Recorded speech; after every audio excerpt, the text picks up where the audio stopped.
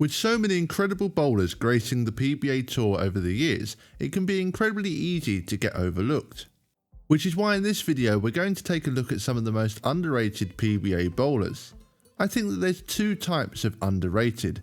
Firstly, you have a player who has achieved a great deal and maybe even won multiple titles, but for some reason they always seem to get forgotten about, even though their stats and their win history demonstrates what a great player they are.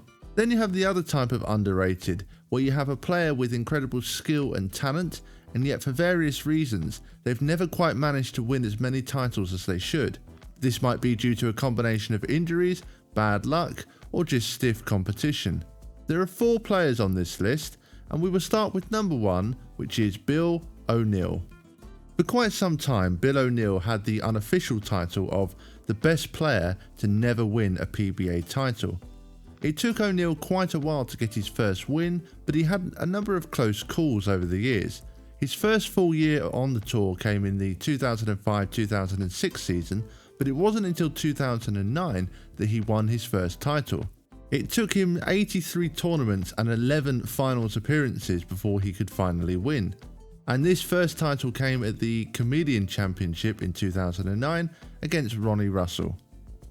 Once he got over the hump, however, O'Neill started to win quite regularly on the tour, and so far has 13 tour titles, including 2 majors, the most recent of which came at the 2020 Players Championship.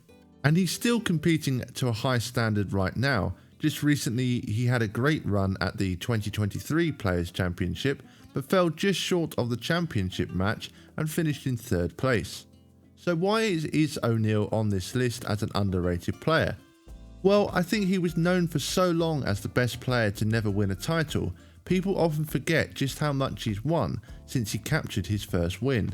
Even though it's been 3 years since his last win, he's still incredibly consistent and always seems to be in contention, especially in the majors.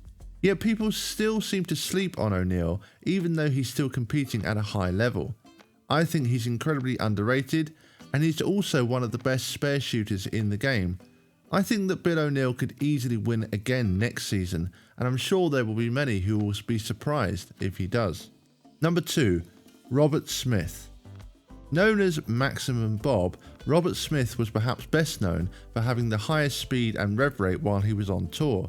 Perhaps this led people to believe that he was a bit of a one-trick pony, but this was far from true. The things that Robert Smith could do with the bowling ball were out of this world. There was a clip of him reaching 640 RPM, and I'm sure he's probably recorded even higher than that. And it would have been fascinating to see Smith face off against all of the two-handers in the game right now. Unfortunately, Smith was in his prime way before two-handed bowling took off, but he definitely could have given them a run for their money. Smith ended up with 8 tour titles, including 1 major. His later career, however, was hampered by injuries, especially around the period of 2008 to 2010. He did bounce back with a win in the Philippines in the 2010-2011 season, but that would be his final PBA title. Without all of his injuries, who knows how many more titles he could have won. The great thing about Robert Smith is that even though he had so much power and reps, he still had a great deal of control. This allowed him to be extremely successful during his peak. Looking back on his career now, I believe Smith is one of the most underrated PBA bowlers in recent history. Number 3, Ryan Shafer. Ryan Shafer joined the PBA way back in 1986 and was named PBA Rookie of the Year in the following season. It took him 13 years to win a national title, and he finally broke through and won his first title in January of 2000. He defeated PBA legend Mike Albee in the Orleans Casino Open. His second title came very quickly after, in the same year at the Wichita Open, and he ended up being named the PBA Bowler of the Year for the 2000 season. Also in the same season, he did have a runner-up finish at the Tournament of Champions. The following year in 2001, he repeated as champion at the Orleans Casino Open. It would then be a couple of years before he won his 4th title, and then he had a very long title drought where he won his 5th and to date final PBA title at the age of 49 in 2015.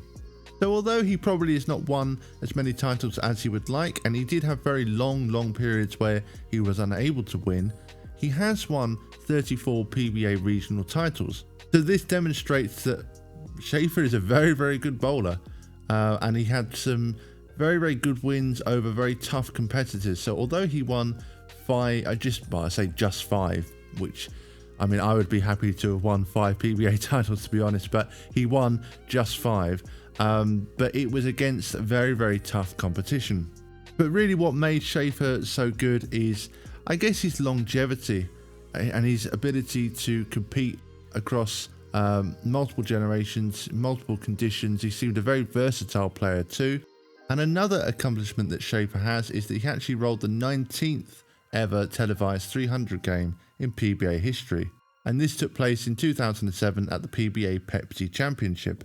He also set a PBA record for rolling 18 consecutive strikes, and this was the most at a televised event.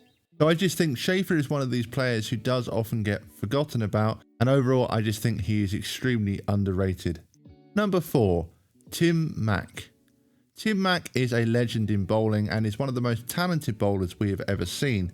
However, he is criminally underrated, and the reason for this is that he never really had success on the PBA tour. Mack is undoubtedly the best amateur bowler of all time and has won over 70 amateur tournaments in 30 countries on 5 continents. He's also a 5-time amateur bowler of the year, and in 2002 he won 7 international championships. I think this clearly makes him the best amateur bowler we've ever seen, and in 2003 he hit a bit of a crossroads where he decided to make the transition to the PBA tour, but this is where things started to go wrong for Mack. He decided to try and bowl both the PBA events and continue with the amateur circuit at the same time during the PBA off-season. However, he had a shoulder injury at the end of 2002, but he was not actually aware of this. When he joined the PBA tour, this injury got progressively worse, and after only a handful of tournaments on the PBA, he had to undergo surgery to deal with this injury. This sidelined him for a significant period of time, and his injuries were extremely severe. Therefore, he just never found his rhythm on the Pro Tour and was just unable to stay healthy enough to compete. He also battled knee injuries from that point onwards too.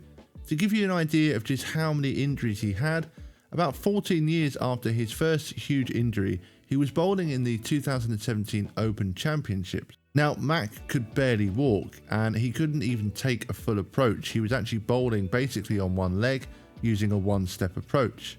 And here's a quote from Mack at the time. "Following the 2017 Open Championships, I had exploratory surgery on my knee. They cut my shin bone in half and broke my leg to try and reroute my knee movement. I went through 19 months of rehab, and at the end of all that, nothing changed." He then had further knee surgery in the following year, and this was the 7th knee surgery of his career. So clearly all of these injuries just completely derailed his career, and he just never had the chance to establish himself on the Pro Tour, which is why I think he's just so underrated. He was basically the greatest amateur ever, winning 70+ tournaments, and perhaps if he had joined the PBA Tour at a different time, once he had had the initial surgery, perhaps things might have turned out differently. But with all of these reoccurring injuries, it just stopped Tim Mack from translating his amateur success to the pros. And so there we have it, 4 PBA players who I believe are incredibly underrated. I hope that you agree with my list, but I suspect I've probably left some players out, as there are quite a lot of players who would be considered to be underrated. So let me know in the comment section below, which PBA bowlers do you think are incredibly underrated, and if there's anyone that you feel deserves to be on this list. So as always, a big thank you for everyone who's watched this video, and if you have enjoyed it and you haven't subscribed already, please do consider subscribing to the channel. Thank you, bowling fans, and see you all next time.